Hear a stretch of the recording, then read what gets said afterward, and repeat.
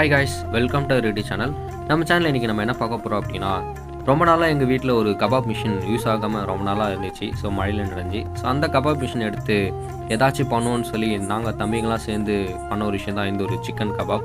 இந்த கபாப்பை எப்படி பண்ணுன்றதை பற்றி தான் இந்த வீடியோவில் நம்ம இன்றைக்கி பார்க்க போகிறோம். முதல்ல சிக்கன் எடுத்து ஒரு பேஷனில் போட்டு அதில் நல்லா தண்ணியை ஊற்றி நல்லா கழுவி க்ளீன் பண்ணி எடுத்துக்கிட்டோம் காய்ஸ்.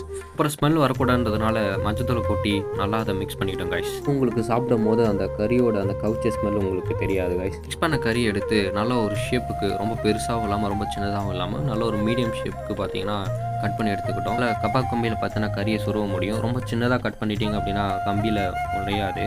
ஸோ கறி கிழிச்சிக்கிட்டு கம்பி வெளியே வந்துடும். ஒரு மஞ்சத்தூள் போட்ட கறியை எடுத்து நல்லா வாஷ் பண்ணி நல்லா க்ளீன் பண்ணி எடுத்துடுவோம் காய்ஸ். அப்புறம் ரொம்ப முக்கியமான விஷயம் என்னென்னா, நம்ம சேனலை சப்ஸ்கிரைப் பண்ணாமல் நான் சப்ஸ்கிரைப் பண்ணிவிடுங்க, பெல் ஐக்கனை கிளிக் பண்ணிக்கோங்க. ஸோ நல்லா இருந்துச்சு அப்படின்னா வீடியோவை லைக் பண்ணுங்கள் காய்ஸ். க்ளீன் பண்ண கறியை ஒரு பாத்திரத்தில் எடுத்து வச்சுக்கிட்டோம் காய்ஸ். இந்த சிக்கன் கபாப்க்கு டேஸ்ட்டு கொடுக்கக்கூடிய ஒரு முக்கியமான விஷயமே இந்த ஒரு மசாலா தான் காய்ஸ். இந்த மசாலாவை நாங்கள் ஆட் பண்ணிக்கிட்டோம். ஸோ அப்புறம் தேவையான அளவு தயிர் ஆட் பண்ணிக்கிட்டோம். நாங்கள் ஒரு பாக்கெட் தயிர் ஆட் பண்ணியிருந்தோம். அப்போ தான் டேஸ்ட் இன்னும் கொஞ்சம் நல்லா எடுத்து கொடுக்குன்றதுனால ஒரு பாக்கெட் தயிரை நாங்கள் ஆட் பண்ணிட்டோம் காய்ஸ். அப்புறம் பார்த்தீங்கன்னா இஞ்சி பூண்டு பேஸ்ட் பார்த்தீங்கன்னா ஒரு பாக்கெட் நாங்கள் ஆட் பண்ணிக்கிட்டோம். ஸோ இதுவுமே உங்களுக்கு டேஸ்ட் இன்னும் கொஞ்சம் நல்லா எடுத்து கொடுக்கும் காய்ஸ்.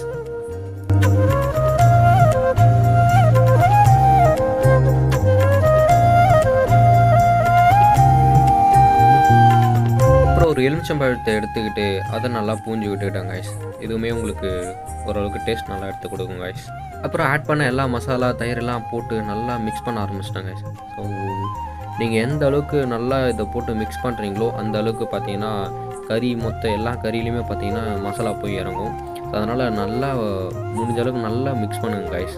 ஸோ கொஞ்சம் கலர்ஃபுல்லாக இருக்கணுன்றதுக்காக நீங்கள் கொஞ்சம் இந்த ஒரு கலர் பவுடரையும் ஆட் பண்ணிக்கலாம். அப்போ தான் பார்க்க கலர்ஃபுல்லாக ரெட்டிஷாக இருக்கும்.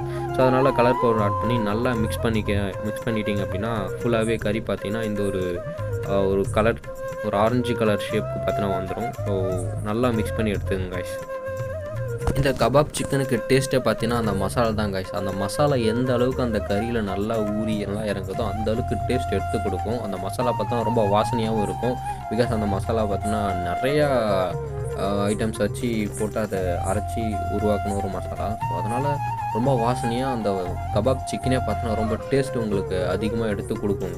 அதனால் அந்த மசாலாவை மஸ்ட் ஆட் பண்ணிக்கிங்க. தேவையான அளவுக்கு உப்பு கம்மியாச்சுன்னா உப்பு ஆட் பண்ணிவிட்டு ஒரு மணி நேரம் 2 மணி நேரம் நல்லா இந்த மசாலாவோட அந்த கறியை பார்த்தீங்கன்னா நல்லா ஊற விடுங்க காய்ஸ். நீங்கள் எந்த அளவுக்கு நீங்கள் இந்த கறியை டைம் கொடுத்து ஒரு மணி நேரம் 2 மணி நேரம் டைம் கொடுத்து ஊற வைக்கிறீங்களோ அந்த அளவுக்கு பார்த்தீங்கன்னா கறியில் மசாலா இறக்கி டேஸ்ட் உங்களுக்கு ரொம்ப சூப்பராக எடுத்து கொடுக்கும். அப்புறம் நம்ம கபாப் மிஷின் எடுத்து அந்த கபாப் மிஷினில் அடுப்பு கறியை போட்டு நல்லா பற்ற வைக்க ஆரம்பிச்சிட்டோம் காய்ஸ். ஸோ பற்ற வச்சா தான் அந்த ஒரு கறியெல்லாம், அந்த அடுப்பு கறியெல்லாம் பார்த்தீங்கன்னா நல்லா எரிஞ்சு நல்லா அனல் கொடுக்கக்கூடிய ஒரு ஸ்டேஜுக்கு வந்ததுக்கப்புறம் இந்த கறி எடுத்து கம்பியில் சொருவி ஸோ அது மேலே வச்சோங்க அப்படின்னா கறி பார்த்தீங்கன்னா நல்லா ரோஸ்ட் ஆகி நல்லா சாப்பிட்றதுக்கு ஒரு சூப்பரான ஒரு ஸ்டேஜுக்கு வந்துடும் காய்ஸ். இந்த சிக்கனை பார்த்தீங்கன்னா சுட்டு சாப்பிட்ற டேஸ்ட்டே தனி காய்ஸ். ஸோ வேறு லெவலில் இருக்கும் சுட்டு சாப்பிடும்போது. அதுவும் இந்த கபாப் மசாலாவோட போட்டு சாப்பிடும்போது காய்ஸ் அல்டிமேட்டாக வேறு லெவலில் இருக்கும். ஸோ நாங்கள் அந்த ஒரு சிக்கன் மேலே பட்டர்லாம் ஊற்றி அந்த கறி பார்த்தீங்கன்னா நல்லா ரோஸ்ட் ஆகி ஒரு ரெட்டிஷான ஒரு ஸ்டேஜுக்கு வந்ததுக்கப்புறம் நீங்கள் அந்த கறி எடுக்கலாம். ஸோ அந்த கறி பார்த்தீங்கன்னா வெந்துடுச்சுன்றதை அது மேலே பார்க்கும்போது ஒரு மாதிரி தண்ணி பார்த்தீங்கன்னா அப்படியே சொட்ட ஆரம்பிக்கும் காய்ஸ். ஸோ அப்போ பார்த்தீங்கன்னா அது வெந்துடுச்சுன்றதை உங்களால் கெஸ் பண்ண முடியும். ஸோ அப்புறம் அது கலருமே பார்த்தீங்கன்னா சேஞ்ச் ஆகிருக்கும். ஸோ பார்த்தாலே தெரியும் வேறு லெவலில் செம்மையாக இருக்கும். சிக்கன் கபாப்பை ரெடி பண்ணியாச்சு காய்ஸ். பட் இதுக்கு முக்கியமான ஒரு சைட் டிஷ்ஷாக பார்த்தீங்கன்னா இந்த ஒரு மைனஸ் தானே. ஸோ அந்த மைனஸை சிஸ்டர்கிட்ட சொல்லி அந்த மைனஸுமே அவங்க ரெடி பண்ண சொல்லிவிட்டேன். அவங்களாவே ரெடி பண்ணி எங்களுக்கு கொடுத்துட்டாங்க. ஸோ ஃபைனலாக எல்லா சிக்கன் கபாப்பையும் எடுத்து ஒரு பிளேட்டில் வச்சு ஃபேமிலியாக உட்காந்து ஸோ எல்லாருமே எடுத்து அதை சாப்பிட்டு என்ஜாய் பண்ணியிருந்தோம். ஸோ டேஸ்ட்டும் பார்த்தீங்கன்னா அல்டிமேட்டாக வேறு லெவலில் இருந்துச்சு. ஸோ எல்லாருமே சாப்பிட்டு பார்த்துட்டு செம்மையாக சூப்பராக இருக்குதுன்னு சொல்லியிருந்தாங்க.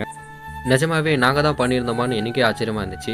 பிகாஸ் இப்போ உண்மையிலேயே அந்த டேஸ்ட் பார்க்கும்போது வேறு லெவலில் இருந்துச்சு காய்ஸ். ஸோ அந்த மைனஸோட தொட்டு சாப்பிடும் போது டேஸ்ட்டு அல்டிமேட்டாக இருந்துச்சு காய்ஸ். ஏன்னா எனக்கு இந்த மாதிரி கபாப் செஞ்சு இதுதான் ஃபஸ்ட் டைம். ஸோ ஃபஸ்ட் டைமே பார்த்தீங்கன்னா ரொம்ப நல்லா இருந்துச்சு.